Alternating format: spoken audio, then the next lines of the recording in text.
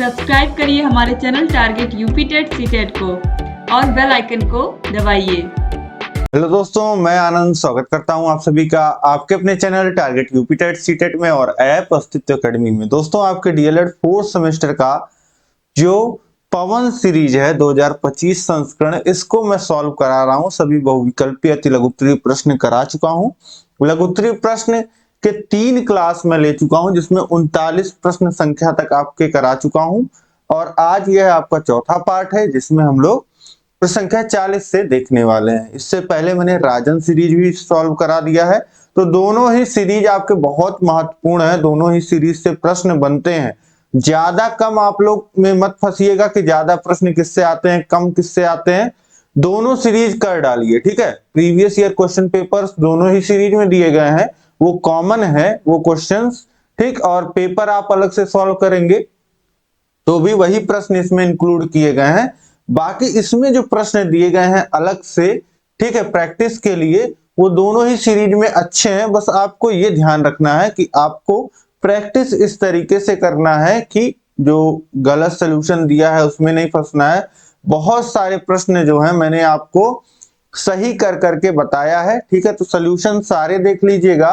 Practice आप खुद से करते रहिए, कॉपी पेन लेकर के बैठिए, सभी प्रश्नों को हल कीजिए और अपने उत्तर को मिलाइए जो मैं सॉल्व कराता हूं उससे, ताकि जो है आपको सही उत्तर पता चल सके और आप कहां गलती कर रहे हैं।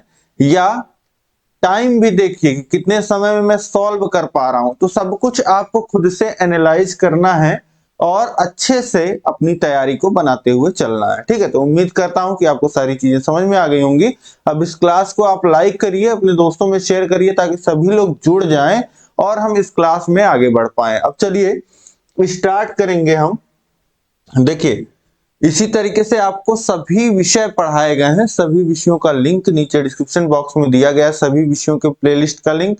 तो एक प्लेलिस्ट पे, जिस विषय के प्लेलिस्ट पे आप क्लिक करेंगे उसमें उस विषय से रिलेटेड सभी क्लासेस हैं। हमने चैप्टर वाइज जो है हर एक आपके पूरे सिलेबस को पढ़ाया है, हर एक विषय के, और उसका Rajan series, Pawan series, previous year question paper, सब कुछ आपके लिए अवेलेबल है। तो इतना आप किसी भी विषय में कर लेंगे, आपके लिए बहुत ही सफिशियंट होगा। अब चलिए स्टार्ट करेंगे हम। देखिए, प्रश्न संख्या 40 है। दो पासों को एक साथ फेंकने पर दोनों पर सम अंक के ऊपर आने की घटना का समुच्चय ज्ञात कीजिए। अब बोल रहा है कि दो पासों को फेंका जा रहा है, दो पासों को फेंका जा रहा है और दोनों पासों पे सम अंक आए, इसका आप समुच्चय बताइए। तो दो पासों को जब फेंका जाता है तो कौन कौन सी घटनाएं घटित होती हैं, सबसे पहले तो आपको ये पता होना चाहिए, जिसे हम बोलते हैं प्रतिदर्श समष्टि, या इंग्लिश में बोलते हैं सैंपल स्पेस। तो हमको पता होता है कि देखिए, पहला पासा किसी भी पासे पे 1 से लेकर के 6 तक कुछ भी अंक आ सकता है। तो मान लेते हैं कि पहले पे अगर 1 आ रहा है तो दूसरे पे क्या आ सकता है, 1 से लेकर के 6 तक कुछ भी आ सकता है। तो मान लेते हैं दूसरे पे 1 आने की एक घटना हो जाएगी। फिर पहले पे 1 आ रहा है, दूसरे पे 2 आ सकता है। पहले पे 1 आ रहा है, दूसरे पे 3 आ सकता है। पहले 1 आ रहा है, दूसरे पे 4 भी आ सकता है, 5 भी आ सकता है, 6 भी आ सकता है, ठीक। तो पहले पे 1 आते हुए हमने माना कि पहले पासे पे हमारा 1 आ रहा है, तो दूसरे पे 1 से लेकर के 6 तक कुछ भी आ सकता है। इसी तरीके से अगर पहले पे 2 आ रहा हो तो दूसरे पे 1 आ सकता है, दूसरे पे 2 भी आ सकता है, दूसरे पे 3 भी आ सकता है, दूसरे पे 4 भी आ सकता है, दूसरे पे 5 भी आ सकता है, दूसरे पे 6 भी आ सकता है। इसी तरीके से देखिए, अगर पहले पासे पे हमारा 3 आ रहा हो और दूसरे पे कितना आ सकता है, फिर वही 1 से लेकर के 6 तक कुछ भी आ सकता है। ये आप लिख लीजिएगा प्रतिदर्श समष्टि, जिससे आपको जो है प्रश्न करने में आसानी होगी। अब पहले पासे पे अगर 5 आ रहा हो तो दूसरे पे 1 से लेकर के 6 तक कुछ भी आ सकता है। उसी तरीके से तो सभी पॉसिबिलिटीज यहाँ पे हम लिख रहे हैं, क्या क्या घटित हो सकता है, सब कुछ यही लिखा जाता है प्रतिदर्श समष्टि पे। अगर पहले पे 6 आ रहा हो तो दूसरे पे फिर वही 1 आ सकता है, 2 आ सकता है, 3 आ सकता है, 4 आ सकता है, 5 आ सकता है और 6 खुद आ सकता है। ठीक, तो ये पूरी पॉसिबिलिटीज हो गई। देखिए 6, 6 12, 6 18, 6 24, 6 30, 6 36। तो ये टोटल 36 घटनाएं जो हैं वह घटित हो सकती हैं। अब यहाँ पे ये टोटल 36 घटनाएं जो घटित हो सकती हैं, इन्हीं में से आपसे पूछ रहा है कि दो पासों को एक साथ जब हमने फेंका तो दोनों पे सम अंक के ऊपर आने की घटना का समुच्चय ज्ञात कीजिए। आपको प्रोबेबिलिटी नहीं बताना है, आपको बताना है कि कहां कहां जो है वो सम अंक आ रहा है। ठीक, तो यही लिखते जाइए। आप लिख लोगे आसानी से कि मान लेते हैं उस सम अंक के ऊपर आने की घटना का जो समुच्चय है उसको आपने ए नाम दे दिया, तो इसमें क्या क्या आएगा ये देखिए। अब देखिए सम संख्याएं कौन कौन सी होती हैं ये आप लिख लीजिए। देखिए 2 सम संख्या होती है, 4 होता है, 6 होता है, 8 होता है।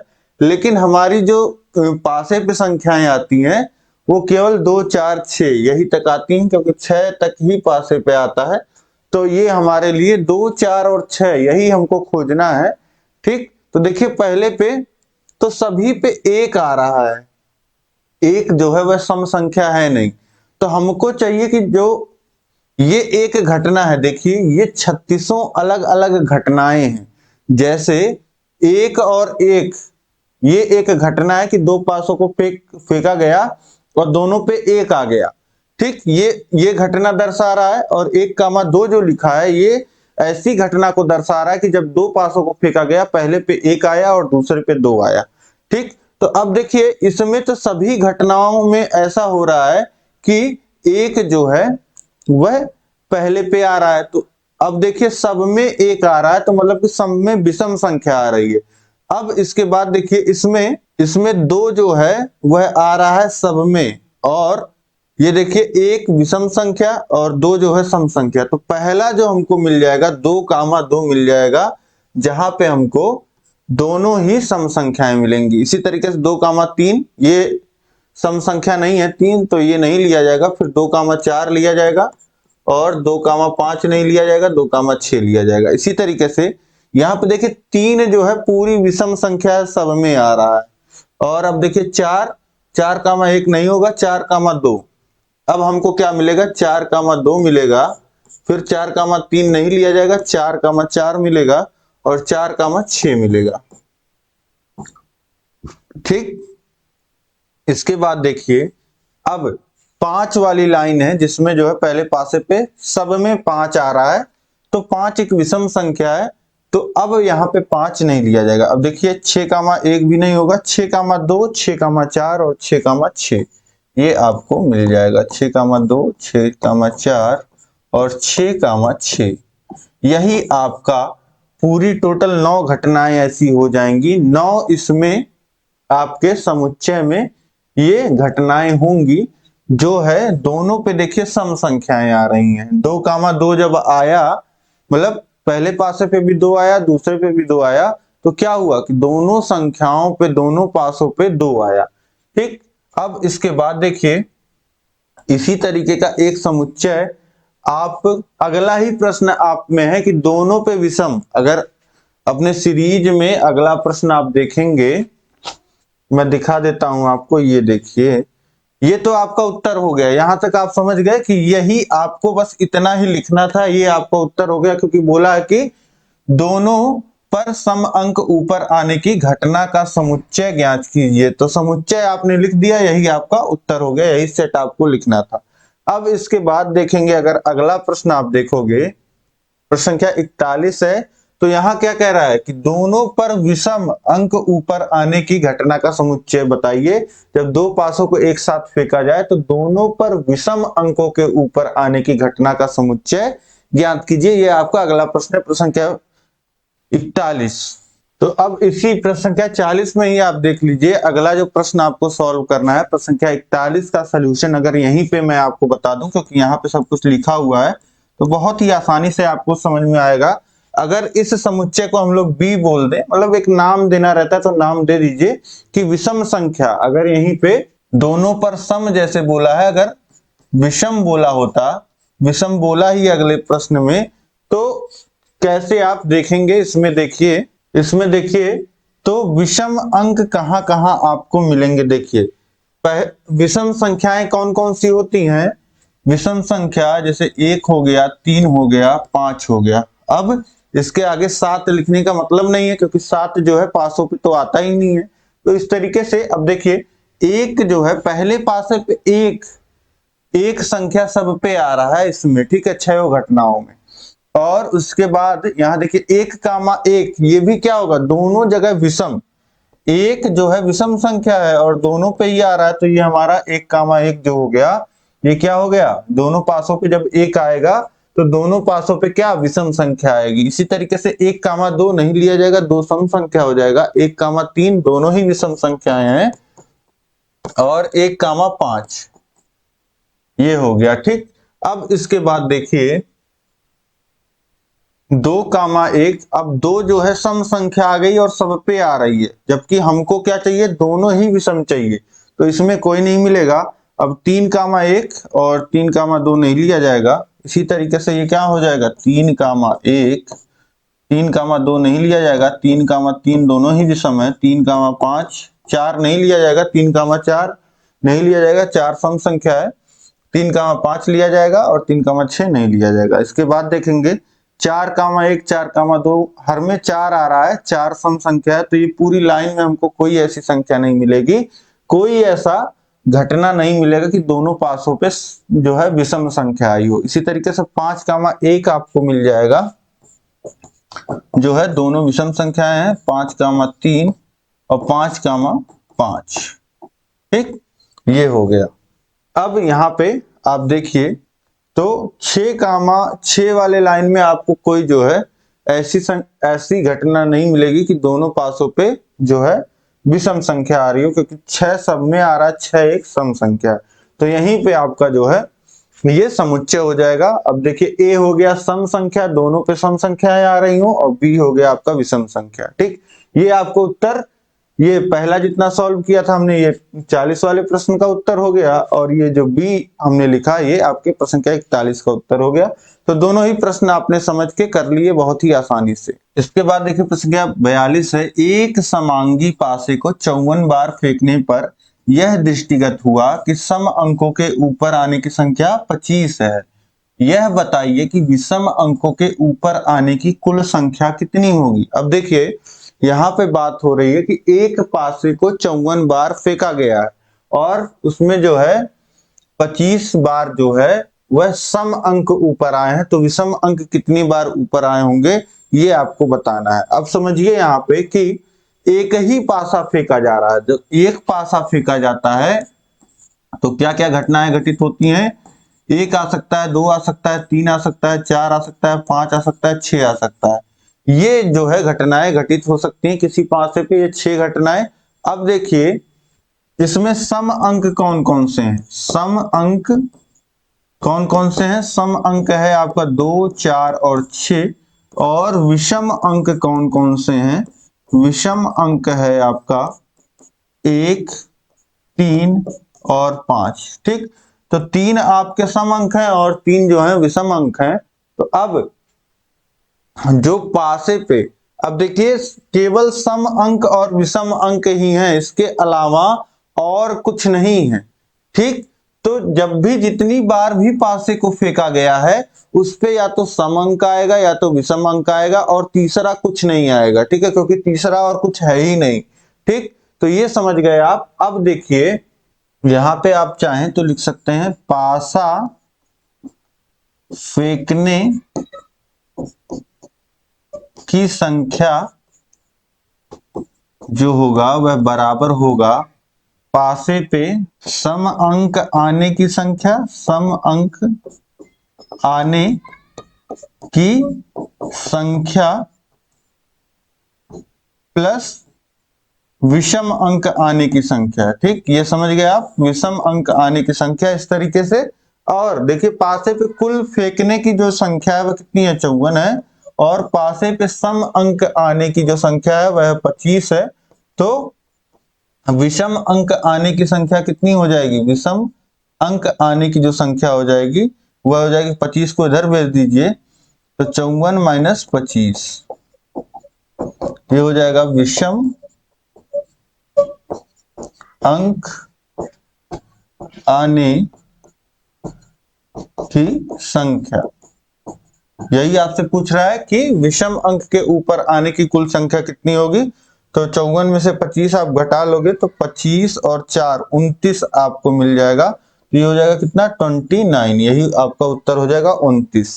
इसके बाद देखिए प्रश्न संख्या 43 है, संभावनाओं से संबंधित कोई दो क्षेत्रों का विवरण दीजिए। संभावनाओं से मतलब यही आपको प्रोबेबिलिटी से ही जुड़ा हुआ ही कोई दो क्षेत्र से ऐसे एग्जाम्पल आपको देना है। जैसे पहला है आपका अच्छी फसल पैदा होना, तो ये इसमें भी क्या रहता है, संभावना रहता है, प्रोबेबिलिटी रहता है कि फसल अच्छी होगी या नहीं। देखिए कारण बहुत सारे हो सकते हैं कि फसल अच्छी ना हो, और बहुत सारा एफर्ट्स हो जाता है किसानों का जिससे जो है फसल अच्छी हो जाती है।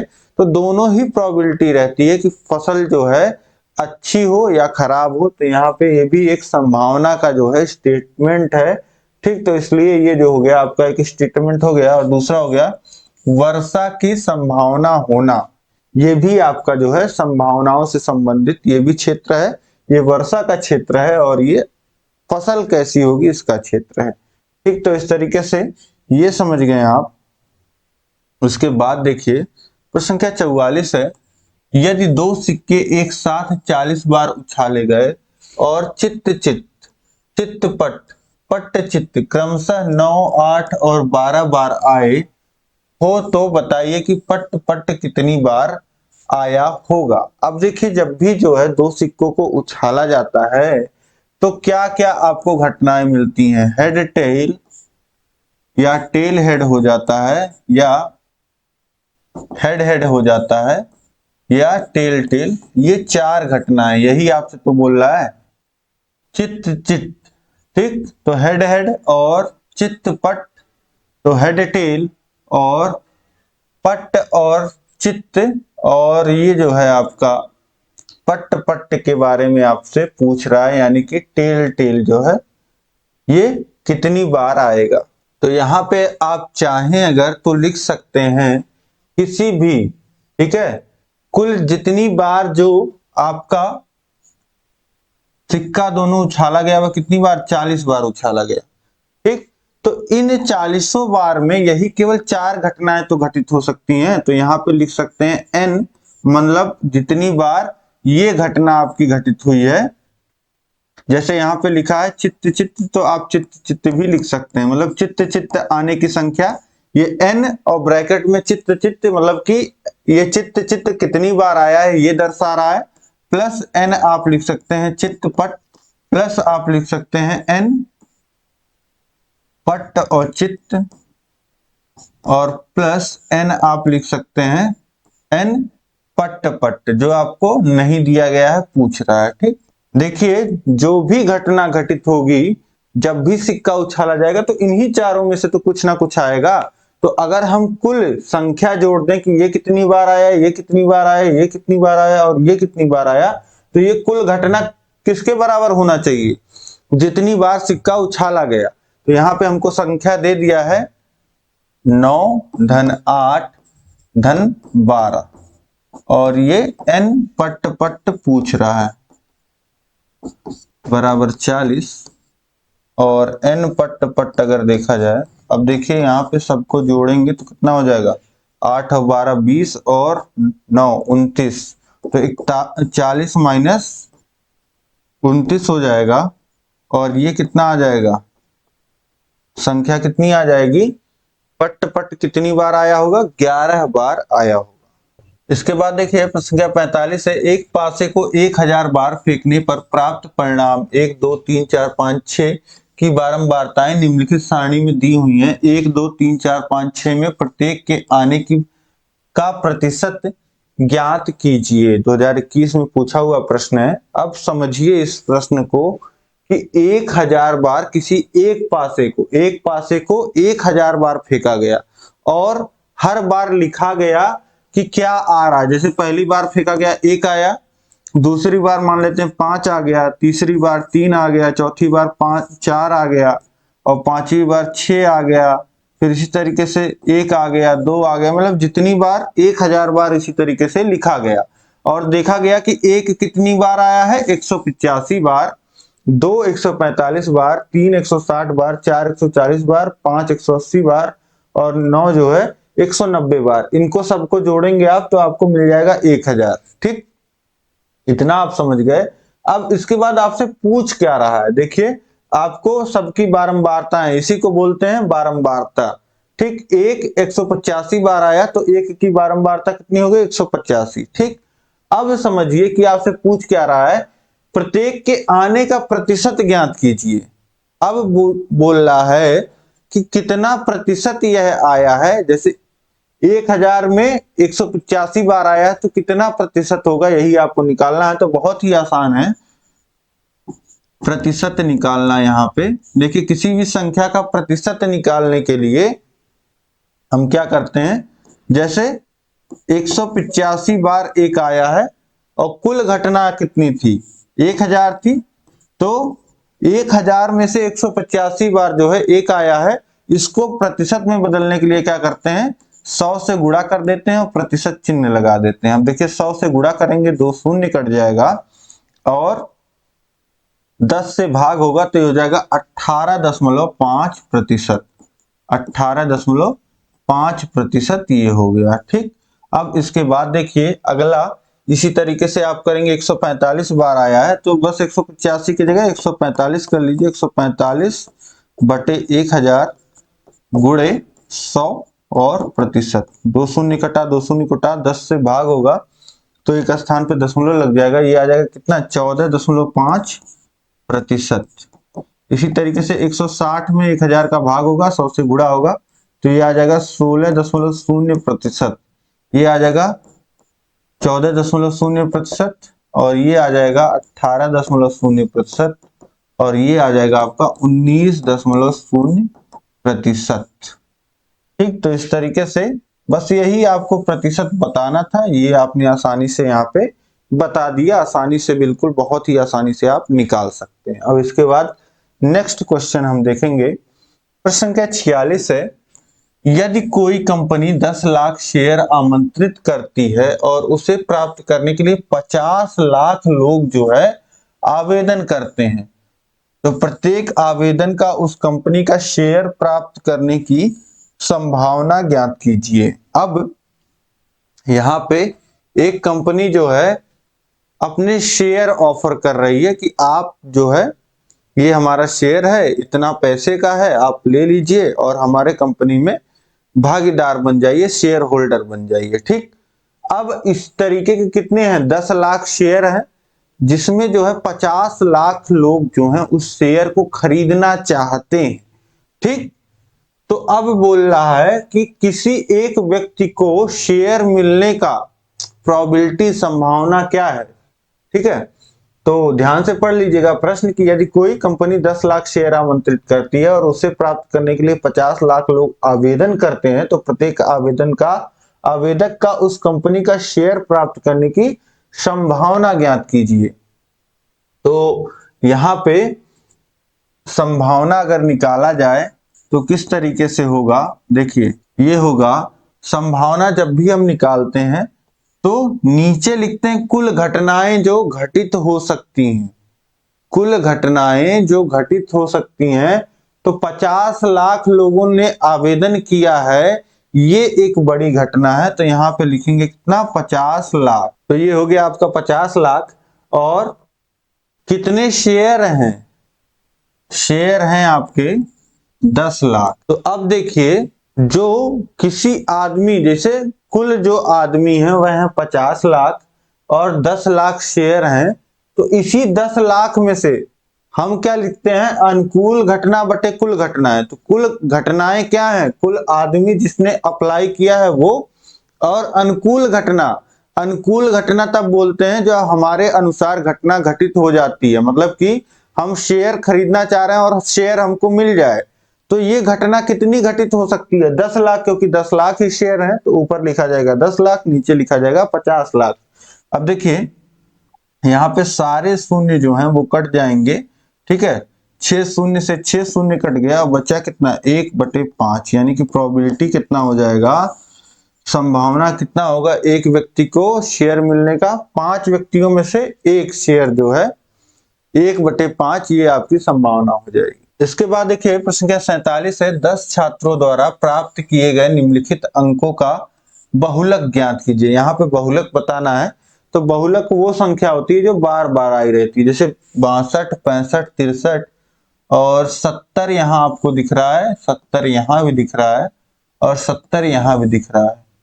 70 जो है आपका ये 3 बार आ रहा है, और बाकी कोई संख्या रिपीट हो रही है क्या? बाकी सारी संख्याएं आप देखेंगे तो एक ही एक बार आ रही है, तो सबसे अधिक बार जो संख्या आती है उसी को हम कहते हैं बहुलक। तो यहाँ पे हमारा बहुलक क्या हो जाएगा? 70, यही हमारा बहुलक हो जाएगा 70, ठीक। तो इस तरीके से बहुलक हमारा कितना हो गया यहाँ पे 70। इसके बाद देखिए प्रश्न क्या 48 है, निम्नलिखित बारंबारता बंटन का बहुलक ज्ञात कीजिए। अब देखिए पिछले प्रश्न में कैसे लिखा था, इस तरीके से संख्याएं लिखी थी, यहाँ पे बारंबारता बंटन आपको दे दिया है। इसका मतलब क्या दिया है कि 12 5 बार आया है, 16 11 बार आया है, 20 15 बार आया है, 24 22 बार आया है, 28 8 बार आया है। तो सबसे अधिक बार कौन आया है? जिसकी बारंबारता सबसे अधिक है, ठीक। किसकी बारंबारता सबसे अधिक है? 24 की। तो यही 24 जो होगा आपका बहुलक, यहाँ पे क्या हो जाएगा? बहुलक 24 हो जाएगा। क्यों? ब्रैकेट में लिख सकते हैं, 24 की बारंबारता सबसे अधिक है, 24 सबसे अधिक बार आया, इसलिए बहुलक 24 होगा। इसके बाद देखिए प्रश्न क्या 49 है, निम्नलिखित बारंबारता बंटन का बहुलक ज्ञात कीजिए। तो यहाँ पे फिर से वही प्रश्न, आपको बारंबारता देखनी है किसकी सबसे अधिक है, तो 17 की सबसे अधिक है। तो यहाँ पे बहुलक क्या हो जाएगा? बहुलक आपका 17 हो जाएगा, क्योंकि इसकी बारंबारता जो है सबसे अधिक है, यानी कि 17 सबसे अधिक बार आया, तो जो सबसे अधिक बार आया रहता है वही आपका बहुलक हो जाता है। तो यहाँ 17 बहुलक हो जाएगा। इसके बाद देखिए प्रश्न क्या 50 है, निम्नलिखित सारणी में 40 छात्रों की आयु वर्षों में दी गई है, माध्यिका ज्ञात कीजिए। यहाँ पे 40 छात्रों का आयु आपको दिया गया है, माध्यिका आपको ज्ञात करना है। अब देखिए ये प्रश्न 2020 में पूछा हुआ प्रश्न है आपकी परीक्षा में, और यहाँ पे जब माध्यिका निकालना होता है आपको, जब जैसे 10 वर्ष के 4 छात्र हैं, छात्रों की संख्या दी गई है, 12 वर्ष के 8, जब इस तरीके से सारणी में दिया रहता है बारंबारता, या तो लिखा रहेगा पद बारंबारता, या इस तरीके से आयु और छात्रों की संख्या लिख दिया है बारंबारता को, तो बात वही है। तो इस तरीके से जब सारणी दी रहती है और माध्यिका आपसे पूछता है, तो एक माध्यिका तो जैसे अंक लिखे रहते हैं वो आप निकालते हैं, तो उसमें क्या करते हैं, संख्याओं को क्रम से लगाते हैं और उसके बाद वहां पे आप फॉर्मूला लगाते हैं। लेकिन यहाँ पे क्या करना होता है आपको, यहाँ पे देखिए क्रम से लगे हुए हैं, पहले 10 वर्ष का, फिर 12 वर्ष का, फिर 14, फिर 16, फिर 18 वर्ष का। यहाँ पे एक काम अलग करना होता है आपको, एक सारणी अलग बना लेनी होती है जिसमें आपको संचयी बारंबारता लिखना होता है। तो आप पहले लिखिए, देखिए आयु, जैसे ये आपका रो में बना हुआ है, हम बनाते हैं कॉलम में। तो पहले लिखेंगे आयु, देखिए कितने वर्ष के छात्र हैं, 10 वर्ष का है, 12 वर्ष का एक छात्र, 14 वर्ष का है, 16 वर्ष के आयु के और 18 वर्ष के आयु के। अब इसके बाद देखिए छात्रों की संख्या, इसको हम बारंबारता भी लिख सकते हैं। तो अब इसको लिख लीजिए, देखिए 10 वर्ष के कितने छात्र हैं? 4, 10 वर्ष के 4 हैं, 12 वर्ष के हैं 8, 14 वर्ष के हैं 12 छात्र, 16 वर्ष के हैं 6 छात्र और 18 वर्ष के हैं 10 छात्र। ये हो गया। अब इसके बाद देखिए एक कॉलम और यहाँ पे हम लिखते हैं संचयी बारंबारता। संचयी बारंबारता क्या होती है? ये बारंबारताओं का योग होता है। संचयी का मतलब होता है संचय करना, किसी चीज का योग करना। तो योग किस तरीके से करते हैं अब समझिए। देखिए 10 वर्ष के 4 छात्र हमारे पास आए पहले, ठीक। क्यों? हम यहीं से शुरुआत कर रहे हैं, एक क्रम में चल रहे हैं। तो 10 वर्ष के 4 छात्र आए, इससे पहले कोई आयु वर्ग हमारे पास नहीं है, तो शुरू में हमारे पास 4 छात्र आए, तो 4 यहाँ पे लिख दीजिए। अब इसके बाद देखिए फिर 12 वर्ष के 8 छात्र आए और 4 छात्र हमारे पास पहले से हैं, मतलब 4 अंक जो हैं 4 अंक हमारे पास पहले से हैं, अब 8 जो है और आ रहे हैं, तो 4 और 8 कितने, अब कितने छात्र हो गए, 12 छात्रों का आंकड़ा हमारे पास हो गया। इसी तरीके से देखिए 12 छात्रों का आंकड़ा हमारे पास था और 14 वर्ष के 12 छात्र और आ जा रहे हैं, तो 12 धन 12 कितना हो जाएगा, 24। इसके बाद देखिए 16 वर्ष के 6 छात्र और आ रहे हैं, 24 छात्र पहले से हैं, तो 24 और 6 ये हो जाएगा आपका 30। और इसी तरीके से 18 वर्ष के 10 और आ गए, तो ये हो गए 40। तो कुल 40 छात्र हमको दिया भी है, तो 40 यहाँ भी जोड़ोगे आप बारंबारता, तो 40 आ जाएगा। ठीक, तो 40 छात्र अब हमको मिल गया कि कहाँ पे कितना आंकड़ा हमको मिल रहा है। ठीक, ये दर्शा रहा है, अभी आपको और समझ में आएगा। अब देखिए यहाँ पे n जो संख्या दी गई है वह कितनी है, 40 है, सम है। 40 विद्यार्थियों का यहाँ पे 40 छात्रों का हमको आयु का माध्यिका निकालना है। तो माध्यिका का फॉर्मूला क्या लगेगा, माध्यिका बराबर हो जाएगा, देखिए 2 पदों का योग बटे 2 होता है। ठीक, तो 2 में पूरे से भाग होगा और n बटे 2वें पद का मान धन n बटे 2 धन 1 वे पद का मान। ठीक, तो अब देखिए n की वैल्यू कितनी है, 40, तो 40 बटे 2 यानी कि 20वें पद का मान, 20वें पद का मान प्लस n बटे 2 20 धन 1 21वें पद का मान। ठीक, 20वें और 21वें पद का मान आपको यहाँ पे रखना है। तो 20वें और 21वें पद का मान कितना है, यहां से आप बता सकते हैं, नहीं, यहां से जो संचयी बारंबारता आपने लिखा है यहां से आप बता सकते हैं कि यहां तक 4 पद आए हुए हैं, 4 के बाद 5वां 6वां 7वां 8वां और 12 तक यहां तक आया हुआ है, 12 के बाद 24 तक जो है ये पद आए हुए हैं। तो 24 देखिए 12 के बाद 14 वर्ष के 12 बच्चे आए, तो जो ये 12 के बाद 13वां 14वां 15वां 16वां 17वां 18वां 19वां 20वां 21वां 22वां 23वां और 24वां तक जो बच्चे आए वो सभी कितने वर्ष के थे, वह सभी 14 वर्ष के आयु के थे। तो इसलिए जो हो जाएगा, जो 20वां और 21वें पद का मान है वो कितना हो जाएगा, 13 से लेके 24 तक जो जितने पद हैं सबका मान कितना है, 14 है। 14 धन 14 बटे 2 कितना आ जाएगा मान, 14। तो ये आपका माध्यिका कितना आ जाएगा, 14, यही आपकी माध्यिका हो जाएगी। ठीक, तो इस तरीके से इसको आसानी से आप संचयी बारंबारता का इस्तेमाल समझ गए आप क्या होता है। संचयी बारंबारता से हम पता लगाते हैं कि चौथा पद पे हम चल रहे हैं। ठीक, अब इसके बाद देखते हैं अगला प्रश्न है, प्रश्न क्या 51, एक विद्यालय के 7 अध्यापकों की आयु वर्षों में 25, 57, 32, 23, 42, 30 और 47 है, आंकड़ों की माध्यिका ज्ञात कीजिए। तो इस तरीके से जब आंकड़े दिए रहते हैं तो माध्यिका निकालना होता है, तो हम एक क्रम में लगा लेते हैं, तो हम बढ़ते हुए क्रम में इसको लगा लेते हैं। देखिए सबसे कम आयु जो दिख रही है आपको वह 23 वर्ष की दिख रही है। ठीक, 23 वर्ष हो गया, इसके बाद 25 वर्ष, 25 वर्ष के बाद 30 वर्ष, फिर 32 वर्ष, इसके बाद देखिए 42, 47 और 57। ये टोटल 3, 3, 6 और 7 अध्यापकों का आयु आपने क्रम से लिख दिया और n का मान जो हो गया वह है 7, विषम संख्याएं हैं, तो ऐसे में माध्यिका का फॉर्मूला लगता है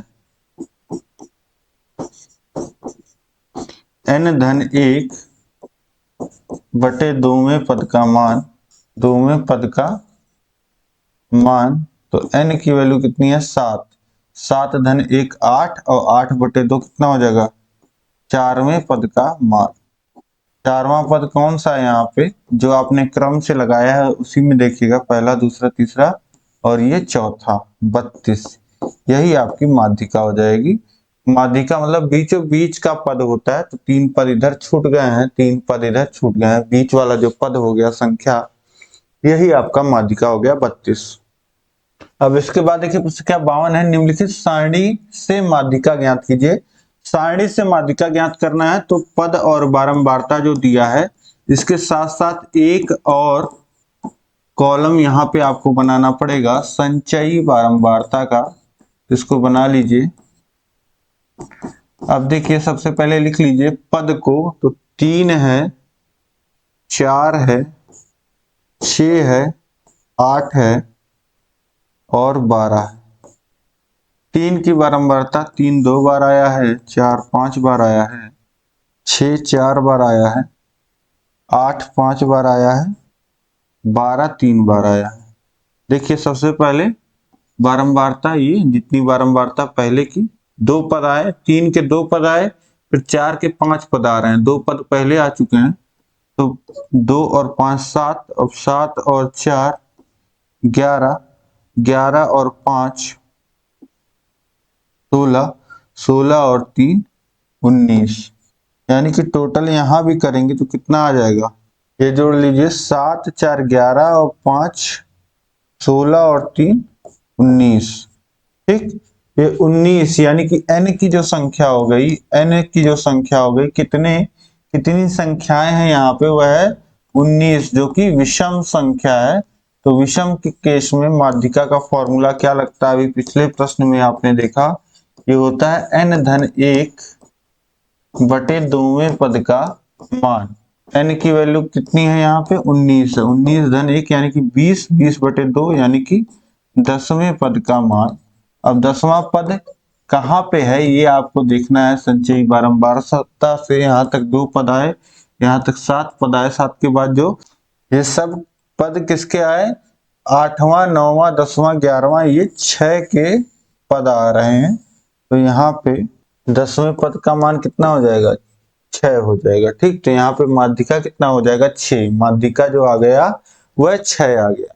इसके बाद देखिए प्रश्न संख्या 53 है, विद्यालय की बास्केटबॉल टीम द्वारा 10 मैचों में प्राप्त अंक निम्नवत हैं, मैच के अंकों की माध्यिका ज्ञात कीजिए। तो यहाँ पे 10 मैच हुए हैं जिसमें टीम ने इतना स्कोर किया है, हर एक मैच का स्कोर यहाँ पे दिया गया है, इसी का माध्यिका आपको निकालना है।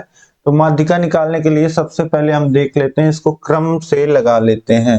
तो क्रम से जब लगाएंगे तो सबसे पहले देखते हैं सबसे कम स्कोर कहाँ मिला है हमको, 8 स्कोर किया है टीम ने, फिर 9 किया है, 9 के बाद 10 किया है, 10 के बाद 11 12 13, इतना तो क्रम से है, 10 11 12 और 13।